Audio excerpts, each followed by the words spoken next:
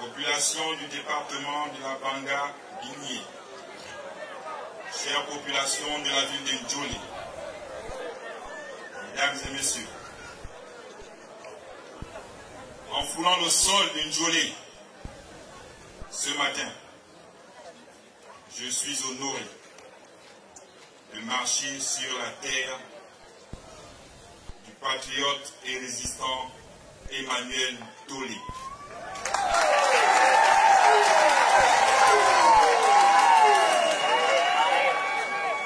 Grand guerrier, né entre 1840 et 1850, il s'est battu contre l'occupation coloniale.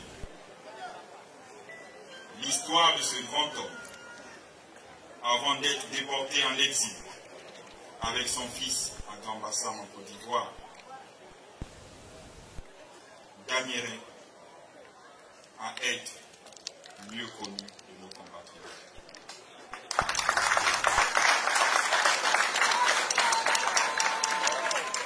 Il meurt en 1912, pendant son exil. C'est pourquoi, pour honorer sa mémoire, je procéderai à la pose de la première pierre du monument Emmanuel Tolé de Ndjolé.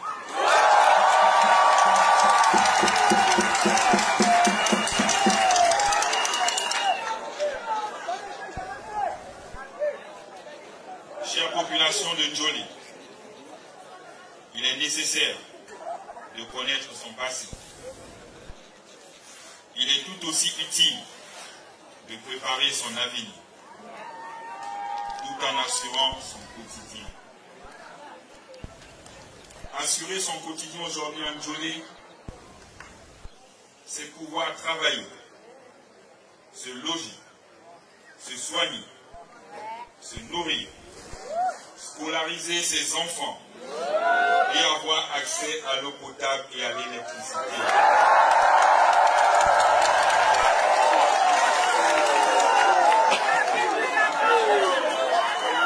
Or, au regard de la réalité actuelle, cela est une véritable préoccupation pour le plus grand nombre d'entre vous. Avec le coup de la libération du 30 août 2023, le CTRI, qui s'est fixé pour objectif de restaurer la dignité des Gabonais, entend apporter des solutions concrètes pour répondre à vos nombreuses attentes.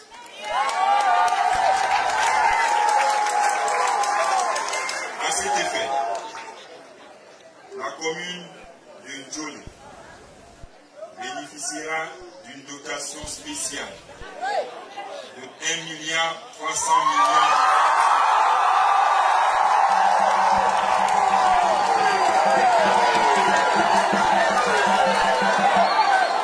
pour permettre la réalisation des projets immédiatement réalisables et utiles à la population.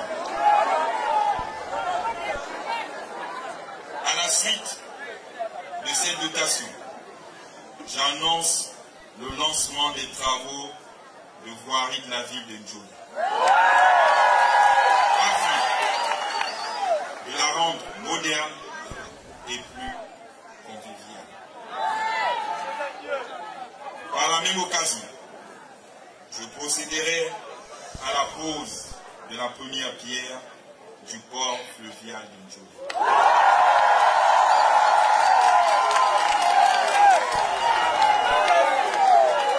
Cette nouvelle infrastructure, pourvoyeuse d'environ 500 emplois directs et indirects pour les jeunes,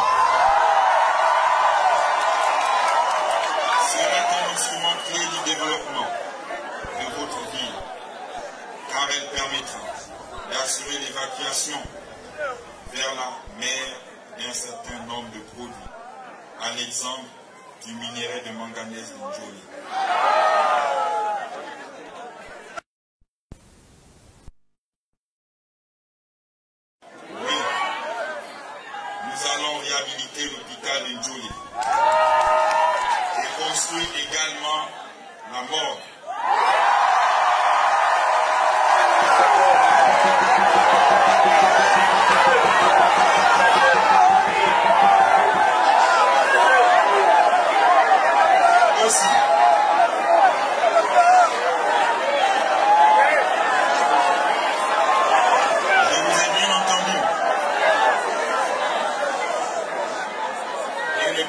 préoccupations sont nombreuses.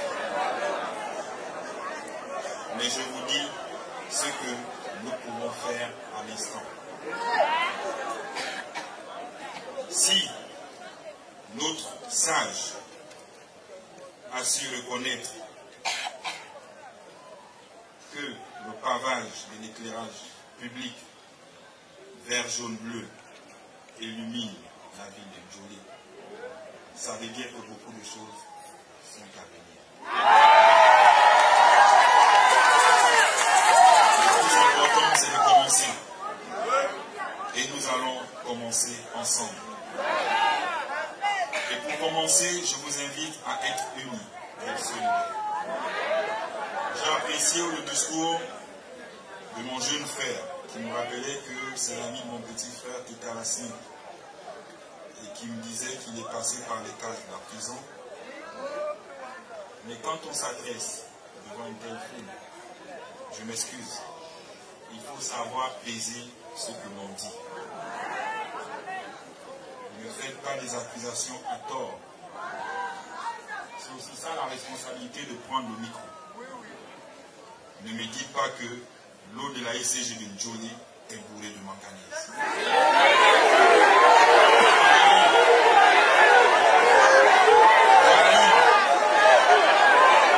Je ne nie pas ce qu'il dit. Je ne nie pas ce qu'il dit.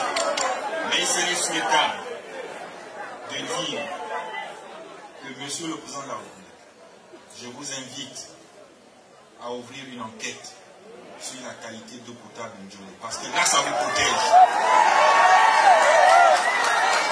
Et ça vous protège. Parce que si on découvre qu'il n'y a pas de manganèse, vous allez repartir en prison. Donc faites comme les politiciens. Il faut jouer entre les équilibres. Protégez vos dires. Son discours a été écrit.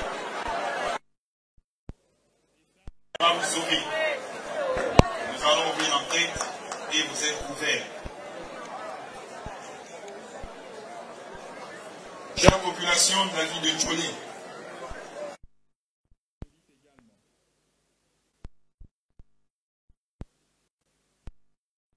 être responsable, à lutter vous-même également contre l'immigration clandestine. Il faut dénoncer aux forces de l'ordre, à la police, à tous. Parce qu'après, ils emploient. Après, ils occupent vos forêts. Après, ils exploitent votre or. Et à la fin, vous viendrez me dire que vos richesses sont pillées.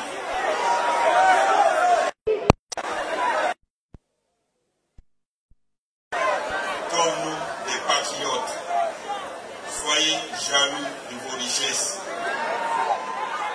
Et là, j'interpelle tous ceux qui ont des permis miniers. Quand on prend un permis minier, ça veut dire que je l'exploite moi-même. Ne faites pas la location de vos permis miniers. C'est ça le problème. Beaucoup viennent et qui prennent les permis miniers et qui laissent les autres exploiter ces permis. Alors qu'à travers ces permis, vous devez créer de la richesse. Vous devez créer de l'emploi pour les jeunes. Et ces choses que beaucoup ne respectent pas, les circonstances, nous allons les dissoudre, ces permis. Pour remettre en place de nouveaux permis miniers et pour les garder davantage, ce qui peut nous créer des emplois pour que les jeunes travaillent.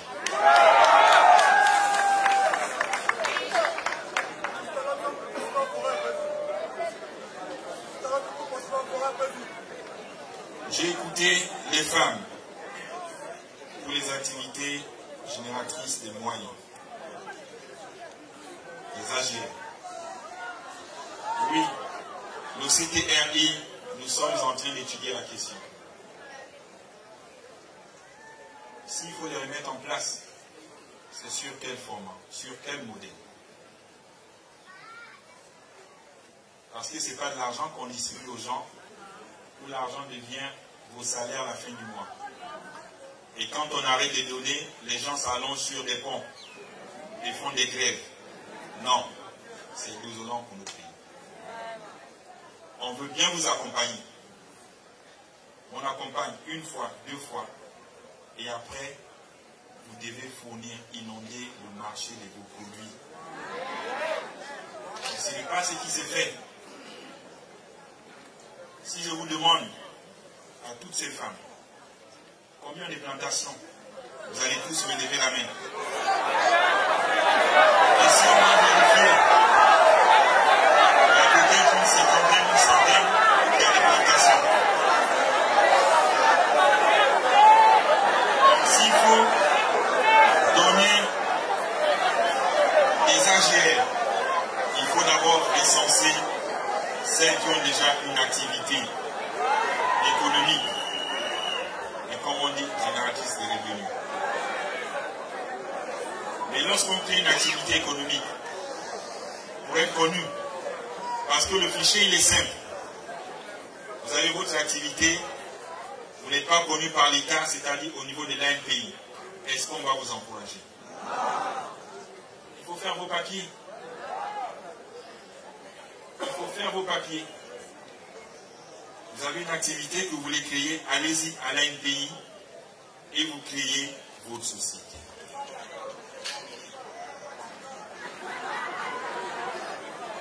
Malheureusement, il faut la créer. Pour les sociétés individuelles, c'est qu'à 83 000. J'ai ramené à 50 000. J'ai ramené à 50 000. Donc ne me dites pas que vous avez un bar, vous gérez un bar, et vous n'avez pas une recette qui peut vous produire 50 000. Sinon, ça veut dire que votre activité, elle est morte et il faut changer d'activité. C'est ça l'économie.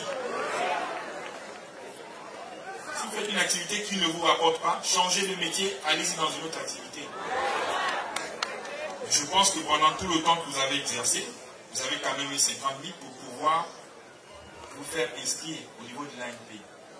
Et comme ça, quand on passe regarder les femmes qui sont dans les activités génératrices de revenus, on tire le fichier au niveau de Njolé et votre nom inscrit. Et après, on va vers la banque de l'entrepreneuriat pour vous accompagner. Le commerce, c'est des règles.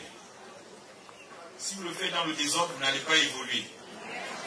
Vous aurez l'impression que vous vendez longtemps 15 au marché et vous faites la même chose et vous n'avez pas de bénéfices. Or, si on vous accompagne, vous allez voir que vous allez évoluer. Et même quand on vous accompagne, c'est ce que j'ai dit, aidez-nous à vous aider. C'est ma politique. Vous n'allez pas venir dire à quelqu'un, je veux vous m'aider à faire une plantation, je veux vous m'aider à être dans le BTP, à être maçon, alors vous n'avez même pas la trouelle ni la brouette. Après, moi, quand je me mets, je me dis non, il est en train de me blaguer. Or, si vous venez vers la banque ou vers moi en me disant, Monsieur le Président, aidez-moi, je veux faire telle activité. J'ai déjà ma petite recette qui n'est pas grand-chose, qui est de 300 000. Et on regarde le modèle. Qu'est-ce que vous voulez faire pour augmenter votre recette? Vous voulez ouvrir votre garage. Il vous faut combien? Il vous faut 3 millions pour ouvrir un garage. Bon, vous allez créer votre société à l'NPI, oui. Vous venez voir la banque pour que la banque vous accompagne. Le risque zéro n'existe pas. Si vous venez avec tous les documents, mais la banque va refuser de vous accompagner. Mais si vous venez voir la banque en disant, mon garage, après étude, il vaut 3 millions. J'ai déjà 1 million ou 1 500 000.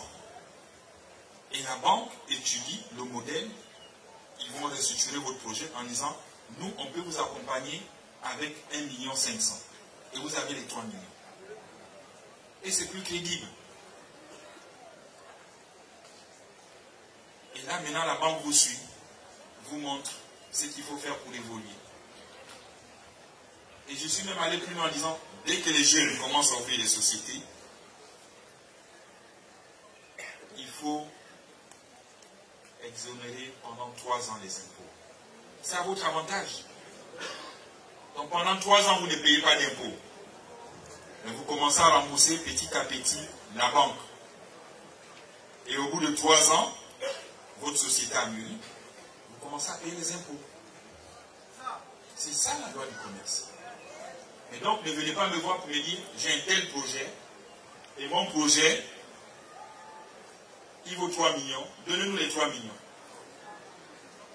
Et c'est ce que je vous dis, le risque zéro n'existe pas. Si la banque ou la personne qui veut vous accompagner se rend compte que vous ne sortez rien, elle sera frileuse. En se disant, moi je mets mon argent, il n'a rien à perdre, il peut manquer le travail, il peut ne pas faire avancer la société. Ou au final, j'ouvre la société, mais après c'est ma société, ce n'est plus la vôtre. Parce que c'est moi qui ai sorti tous les fonds. Et vous allez travailler pour moi. Est-ce que c'est le modèle que vous voulez? Voilà. Donc, aidez-nous à vous aider. Je l'ai dit en France, là où je suis passé. J'ai reçu plus de 700 dossiers dans l'entrepreneuriat pour créer des sociétés. Nous sommes en train de les analyser. On regarde. Mais dans tous ces dossiers, aucun ne se référencie en disant je vais d'abord ouvrir ma structure. Pour mettre rien que le document de l'ANPI, pour dire j'ai ouvert ma structure, le numéro il est là, et ainsi de suite. Comment voulez-vous qu'on vous accompagne si vous ne faites pas vous-même d'efforts? Il ne faut pas qu'on soit tout le temps assisté. Faisons des efforts. Et si on fait des efforts, ça nous booste. Ça booste le gouvernement à vous accompagner. Et on crée beaucoup de sociétés. Et on crée de l'emploi. Le but pour moi, c'est que tout le monde travaille. Tous les Gabonais, ils trouvent un travail. Et je serai content. Mais pour y arriver, il faut nous aider. Et c'est ce que je demande à tout le monde. Faites la démarche pour que nous, on prenne le relais. Et si vous ne faites pas la démarche, on ne pourra pas prendre le relais. Et ce sera difficile. Vous m'avez bien entendu? J'ai discuté avec vos frères et sœurs gabonais de la diaspora. Je disais, il va falloir que les Gabonais s'approprient le métier de taxi. C'est un métier qui fait rentrer de l'argent. Et si vous voulez aider vos compatriotes qui sont au Gabon, vous êtes en Belgique, vous êtes en France, faites venir des voitures. J'ai amené la loi à 10 ans. Vous étiez à 3 ans, je l'ai amené à 10 ans pour vous.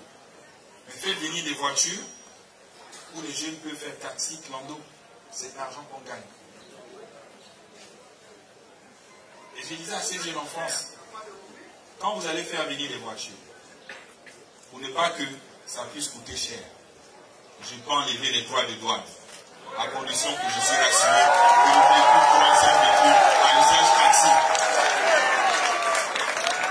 Donc si vous me faites rentrer une Prado, je ne vais pas vous enlever les droits de douane. Et si vous faites rentrer une Toyota Corolla à usage taxi aux couleurs vert, jaune, bleu, j'ai dit au DG douane, faites sortir la voiture parce que c'est à usage taxi. Et ça va créer un emploi pour les jeunes. Là, lancez-vous. Et l'État vous accompagne. Donc nous sommes là pour créer des véritables champions nationaux. Des champions gabonais. Les autres, comme on dit, un peu les Dangote et autres, ils ont commencé comme vous.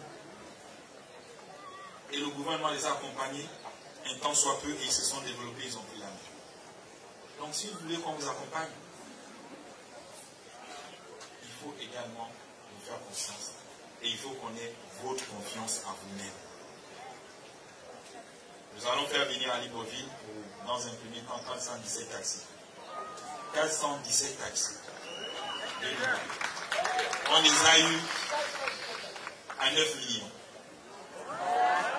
taxi. Et nous allons les faire sortir. On va appeler les jeunes qui ont des permis, qui vont passer le concours de chauffeur, qui vont s'inscrire.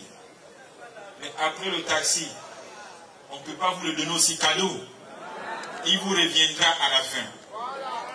Donc pour rassurer l'opérateur économique ou la banque d'entrepreneuriat qui va porter le projet, il faut dire, bon, je paye déjà la quittance pour avoir le taxi, c'est 1 million, 2 millions. Oui, parce que si vous cassez la voiture d'autrui, on en rembourse pas. Donc il faut faire un dépôt d'au moins 1 ou 2 millions. J'ai échangé avec l'opérateur économique, j'ai dit, il ne faut pas rendre la vie facile. Lui-même aussi, il paye la suite. Il a assuré. Comme ça, quand il prend le véhicule, il sait que j'ai dépensé de l'argent. Et chaque soir ou chaque lendemain, je dois verser une recette de 20 000 francs CFA à la banque. Vous versez, on vous donne un reçu. Vous versez, on vous donne un reçu. Vous collectionnez vos reçus chez vous. Une fois que vous arrivez à 8 millions ou à 7 millions, le véhicule vous revient. Maintenant, vous êtes autonome. Et toutes les recettes que vous allez avoir, c'est pour vous-même. Parce que moi-même, je vous le dis, j'avais 2 taxis qui tournaient dans Libreville quand j'étais capitaine. Oui. Et je disais au chauffeur du taxi, la recette pour un taxi, la recette journalière, c'est 35 000. Donc 35 000, si tu me verses 20 000, les 15 000, c'est pour toi. C'est la même chose qu'ils font jusqu'aujourd'hui. Il y en a qui ont des recettes de 40 000. Donc quand vous travaillez, vous devez travailler 2 fois plus pour verser les 20 000 à la banque. Et les 15 000 en plus, c'est pour vous. Vous collectionnez chaque fin du mois. Quand vous additionnez 15 fois 30, ça vous fait quand même un salaire que vous pouvez nourrir votre famille. Tout en sachant que vous avez versé les 20 000 chaque jour.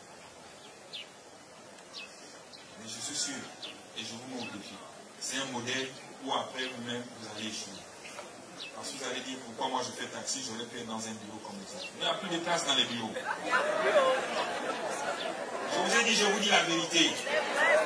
Je ne veux pas vous cacher. Vous êtes mes frères, nous sommes de la même génération. Je n'ai pas besoin de vous mentir. La fonction publique est saturée. Et voilà pourquoi je me dis, il faut lancer tous ces jeunes dans l'entrepreneuriat. Mais battez-le quand même pour faire des petites recettes. Je vois dans les autres communautés une telle occasion, ils voient la tante, l'oncle, la soeur, le frère. On se cotise dans la famille pour avoir le taxi. On dit, bon, il faut payer 2 millions. Ok. Je n'ai pas 2 millions, cotisons, ayons les 2 millions et puis on part payer. Et on trouve un responsable dans la famille qui peut conduire le véhicule et qui verse l'argent. C'est comme ça que les autres réussissent. Mais nous, on est parfois individuels de pouvoir aider un Gabonais, de pouvoir aider sa sœur. Et ça, moi, je n'aime pas. Je le dis à mes collègues, à tous ceux qui sont avec moi, collaborateurs, travailleurs. Si vous ne pouvez pas aider les Gabonais, ne venez pas. Tous autant que vous êtes, vous devez aider un Gabonais. Et je le dis. Donc maintenant, également à vous de faire l'effort. Et c'est ce que moi, j'attends de vous. Djolé est une très belle ville. Elle est grande aujourd'hui. Si on a 50 taxis dans Djolé, je pense que ça fait 50 emplois complets pour les jeunes et c'est des recettes qui vont venir.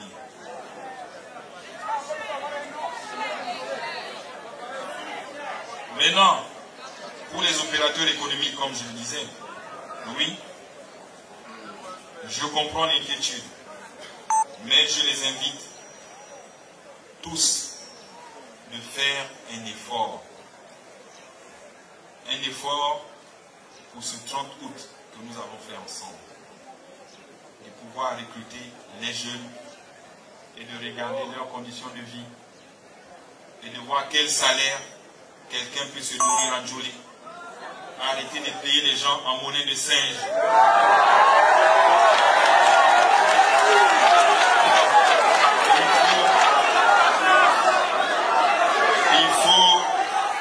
Il faut déclarer ces jeunes que vous employez à la CNSS, à la PMGS,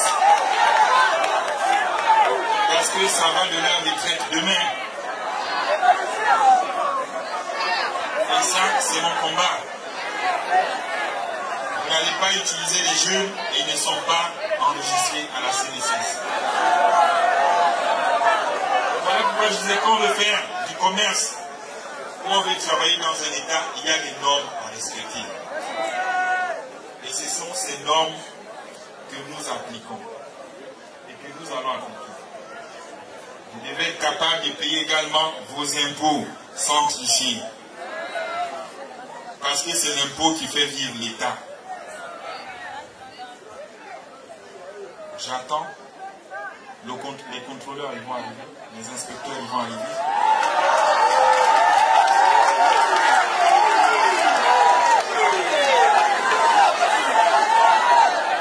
Nous sommes tous avertis. Chacun fait son métier. Mes chers compatriotes de Djolé,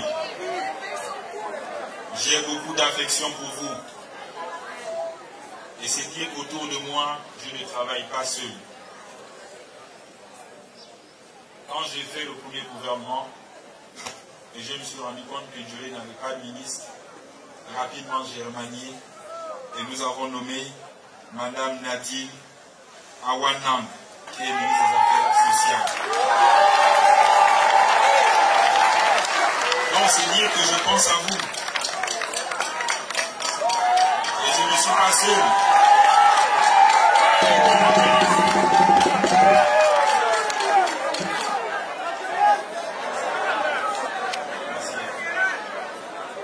Donc c'est dire que je pense à la ville de Djolé. Et dans ce 30 août, on a parfois l'intention de dire Oligui le libérateur, Oligui le libérateur, Oligui. Mais je ne suis pas seul. Oui. J'ai un fils de Djolé qui m'a accompagné dans cette lutte et qui était avec moi le 30 août. C'est le général Jean-Martin Ossimandon. Vous le connaissez?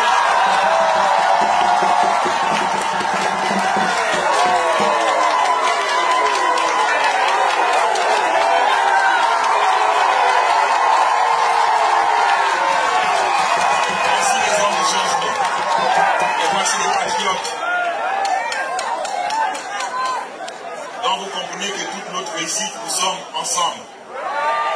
Djolé, je l'ai à cœur. Et pas plus tard que hier, ou avant-hier, je pense, quand j'ai reçu mon cher papa de Djolé, il m'a dit oui, Djolé n'a pas beaucoup de postes. J'ai un nommé, mais Djolé n'a rien. J'ai dit bon, tu veux que je nomme qui? Il n'a même pas fait les enquêtes. Demain, on va me critiquer que oui, vous avez nommé, il n'a même pas regardé le CV. J'ai dit, bon, c'est pas grave. C'est le papa qui le présente, il vient de Messia de Djolé. Et j'ai nommé Emmanuel Guier.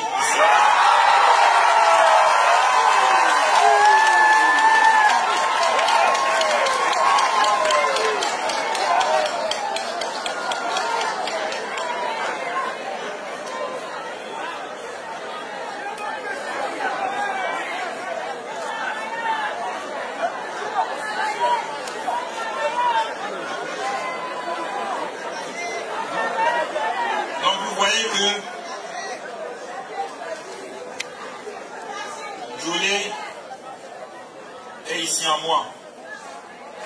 Ils ont posé le problème, j'ai dit oui, ok, on va le nommer. Mais vous avez également Nang Eko qui est ici, qui est à l'ISTA.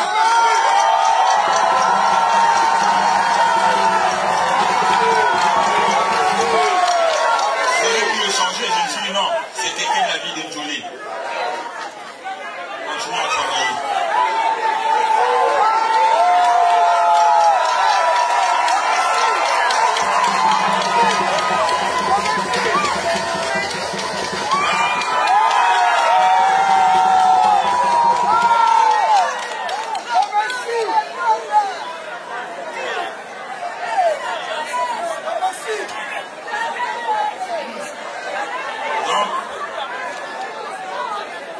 beaucoup de jeunes et qui vont arriver et qu'on va promouvoir. Il y a des jeunes cadres qui arrivent. La liste est longue, on ne peut pas tout citer, mais ça va venir. Et je tenais également ici à saluer et à remercier tous les anciens qui ont toujours œuvré pour la prospérité de la ville de Ndjola et qui sont ici présents. Et j'attends de vous le respect des aînés. Regardez comment je traite les aînés. On ne construit pas un pays avec les jeunes. On construit un pays avec tout le monde. Et regardez mes premiers discours du 30 août. Je n'exclus personne. Je ne fais pas dans l'exclusion.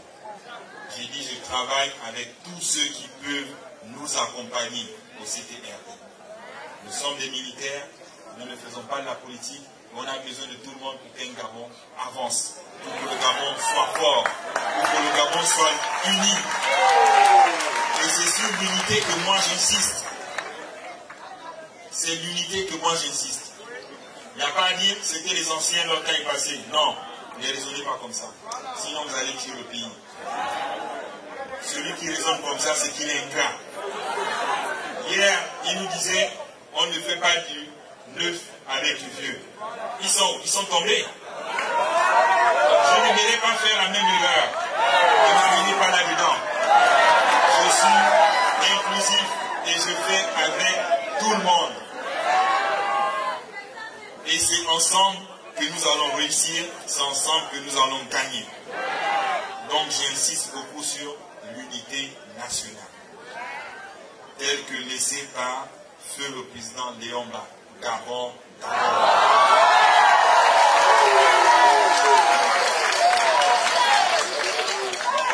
Chère population de Ndjola,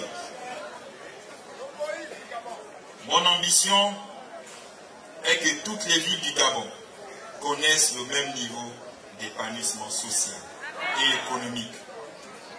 Aussi, je puis vous assurer que la ville de Ndjola ne sera pas en reste de la dynamique de développement impulsée par les autorités de la transition. Pour y arriver, nous devons nous approprier les valeurs d'unité, de cohésion sociale et de partage. Ce n'est qu'ainsi que nous construisons l'avenir de Ndjola. Pour dire enfin, c'est enfin notre essor vers l'Afrique.